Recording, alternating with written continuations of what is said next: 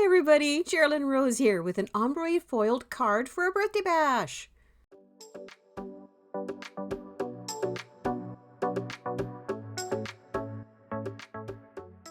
This card's for an Insta Hop put on by Crafty Engineer, a birthday bash. She likes Broadway, she likes purple and a few other things. You'll see it on Instagram. This card's going to my friend though, and I chose Equus as my Broadway theme. I wanted to keep it as pretty much a one-level card. So I got out my Glimmer foil machine. I ran through the Spellbinders Cosmos backdrop with some rainbow foil. You can see that's how slowly you actually end up putting it through your big shot machine or whatever it is that you're using. And there, peeling back the foil, looked like it took really good. I did use the hammer mill paper for it because it's very smooth and it takes the foil well.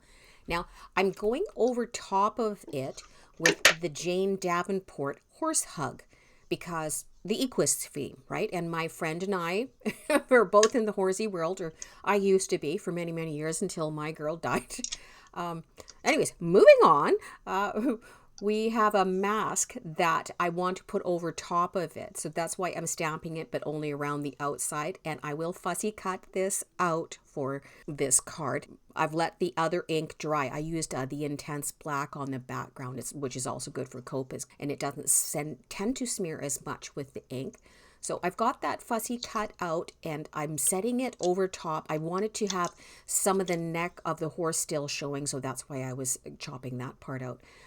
Layering up the stencils, there's layer number 1. And I'm starting out with the lighter tones, and I'm not really caring where I put them down too much. Like, you know, typically how we do the darker parts around the inside of the flower. I wanted kind of gradients washing through this whole panel.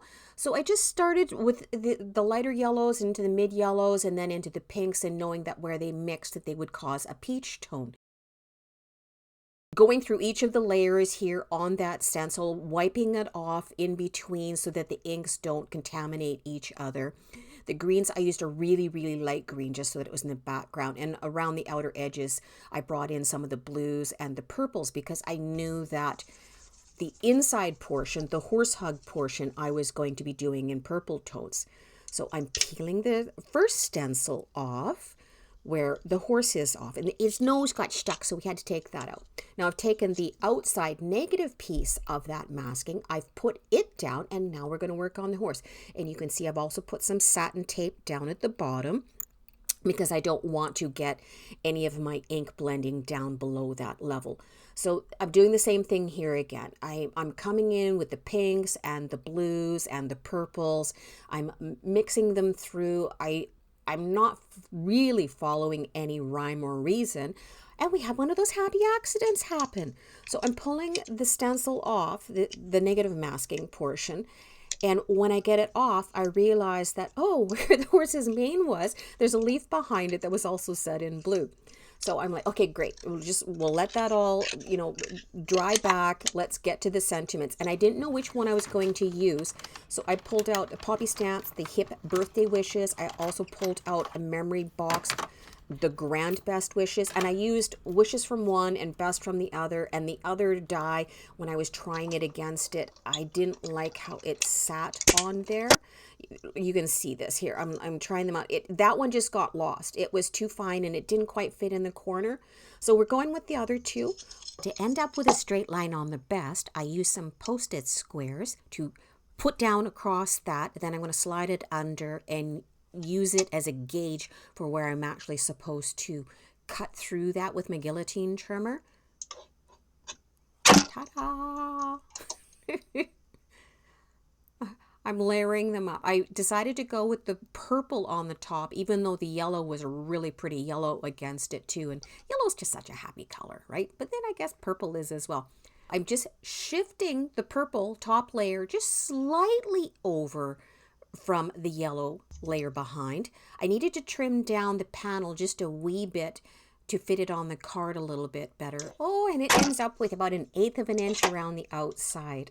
I didn't put any backing color behind it because I liked the white. I thought, okay, all right, let's get to the inside. This was the Simon Says stamp, put your party hats on, and this sentiment is for this friend of mine.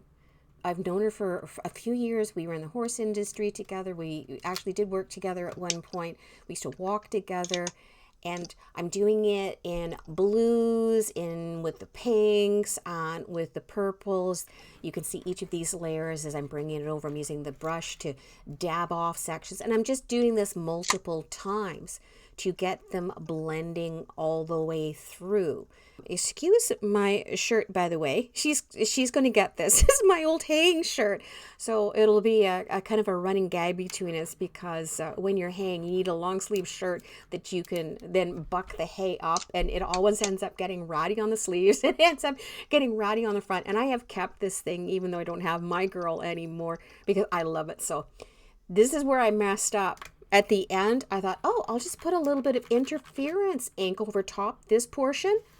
Forgetting that because it was a pumpkin spice interference ink, it actually took over. But it still looks good, but I lost a lot of the gradient. Won't do that again. Be a little bit smarter next time. Custom stamp on the back. This one's going out with lots of love. I thought, okay, just looking at it, it just needed a little bit more. So I got out the Tailored Expressions, the Sprinkles embossing folder. I didn't use my usual sandwich because I didn't want a very deep impression. So I just did it so it was very, very light. Glue on the back, so I've got some wiggle room. Not worried about using sticky tape for this one because it really doesn't have too much warpage going on through it. Setting into place, acrylic block on top. And to tie in the interference ink, I'm pushing it.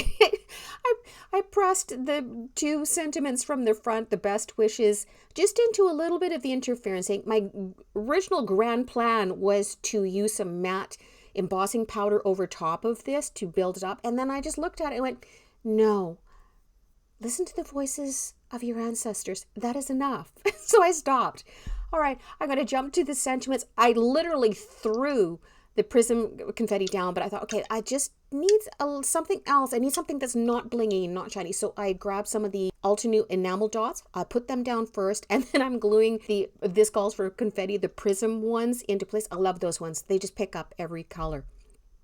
Another happy accident. They just happened to fall in an S curve, helped the composition out, and helped me to avoid overkill thinking. So that's the finished card. A little bit of shininess, just enough bling bling on there for this friend. I'm going to get this in the mail. I'm going to write her a lovely letter. You all go be that change you want to see in the world too. I want to thank all of you for watching and subbing and liking. We'll see you next time. Bye-bye.